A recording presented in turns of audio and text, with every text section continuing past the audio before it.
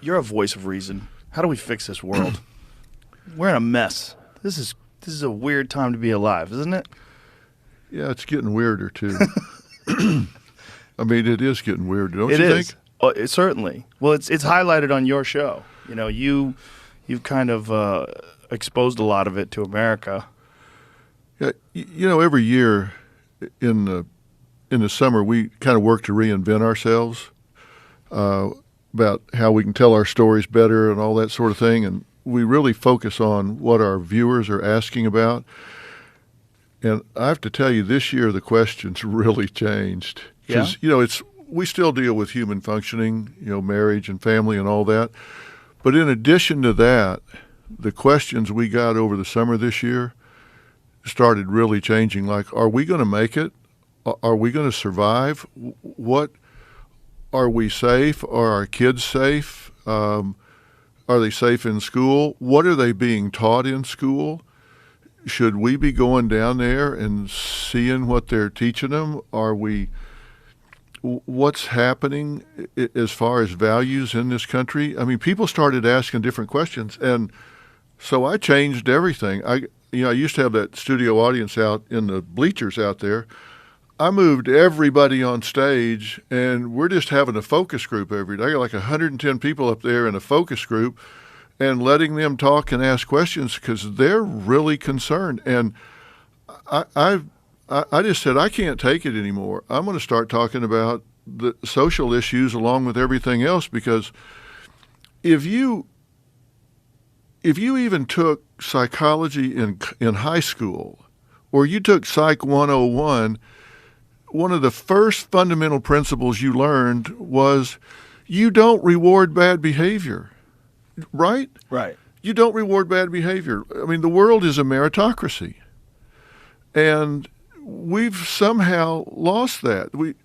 All of a sudden we're paying people not to work more than they get if they work. And then we say, what happened to the supply chain? Well, you paid everybody not to work. That's what happened to the supply chain. And I'm stunned that we're running this country in so many areas where we're just violating the most fundamental psychological principles that you could ever imagine. And I'm watching that happen, and I say, I just can't be silent about this anymore. So I'm talking about it. What do you think is the root cause of the shift? I think it's been happening gradually, but like everything, you know, it's like if you start rolling a rock downhill, it starts getting faster and faster and faster. And I think it's happened for a lot of reasons, but I think we've got a whole generation of kids that are really smart, by the way. These kids are smart, but I think they've started living on their devices. It's kind of like along about 2007 or 8, like it seems like airplanes flew over the country and just started dropping smartphones, and everybody's head went from here to here.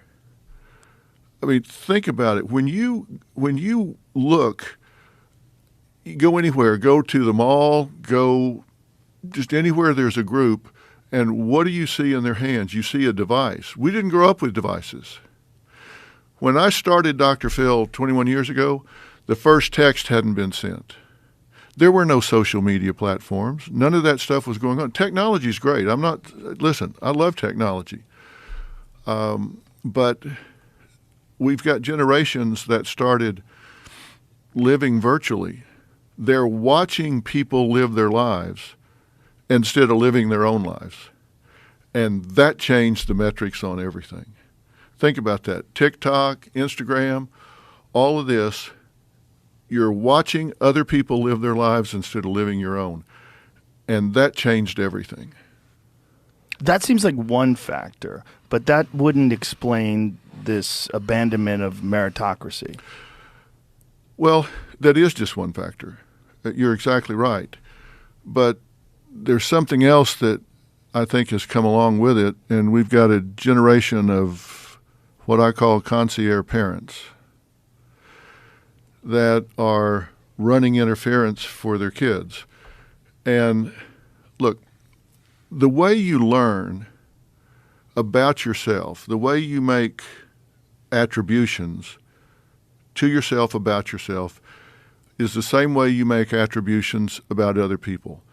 You have people that you have opinions of, right? You got people, friends or staff, that you watch what they do and you say, he or she is a go-to person. I know what they do. I can count on them. They're going to be there every time. They're going to show up on time. They're going to get everything ready. They're going to be buttoned up. They're like clockwork, right? And you attribute that to them because you watch what they do. If they're problem solvers, you know, hey, go get Becky in here. Go get Jeff in here. They are problem solvers. You know that because you've watched them do it, and you make that attribution to them. That's the same way we learn about ourselves. You watch ourselves master certain tasks, overcome certain things. And if we're cheated out of that experience, we don't learn that about ourselves. And if you've got parents that are out there smoothing out all the bumps for you, then you don't learn that you can smooth out your own bumps. You don't learn that you can overcome obstacles. You don't learn that you can master your environment. And so as a result, you don't have the self-esteem. You don't have the self-worth. You don't make the attributions that, hey, I can do this shit.